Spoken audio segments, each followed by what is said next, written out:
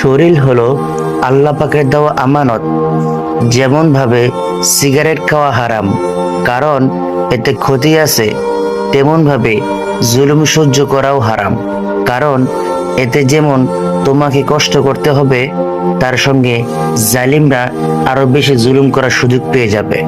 রাসূল সাল্লাল্লাহু আলাইহি সাল্লাম বলিয়াছেন, যারা জালিমদেরকে দেখে তাদের জুলুম থেকে ফিরায় না, তারা শাস্তির অংশীদার হবে।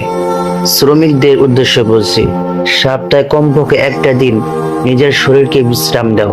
যদি কোম্পানি সে সুযোগ না দেয়, তুমি কাজে না গিয়ে বলতেই পারো আমি অসুস্থ। অসুস্থ হলে তো কেউ কিছু বলতে পারবে না। আবার কোনো এক কোম্পানিতে যেমন ফ্যানের ব্যবস্থা নেই, তাহলে সমস্যা কি? তুমি নিজের জন্য একটা সাইড ফ্যানের ব্যবস্থা করে নাও। অথবা কোম্পানির স্যার কোনো একটা ভুলের কারণে অতিরিক্ত বকাবকি করছে, তুমি এভাবে বলতেই পারো, স্যার যত খুশি ইচ্ছা বকেন, কোনো সমস্যা নেই। যদি কারণ কোরআন হাদিস অনুযায়ী যদি আপনি আমাকে কারণ কোরআন হাদিস অনুযায়ী যদি আপনি আমার উপর জুলুম করেন, তাহলে আমার গুনাহ আল্লাহ আপনার ঘাড়ে দিবেন, আর আপনার নেকামল আল্লাহ আমাকে দিয়ে দিবেন। যদি আপনি সেটাই চান, তাহলে ইচ্ছা মতন বকেন।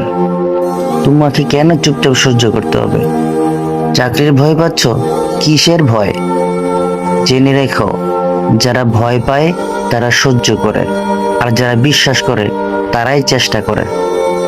যদি একভাবে সমস্যার সমাধান না পাও, ভিন্ন দৃষ্টিকোণ থেকে চিন্তা করে সমাধান অবশ্যই খুঁজে পাবে।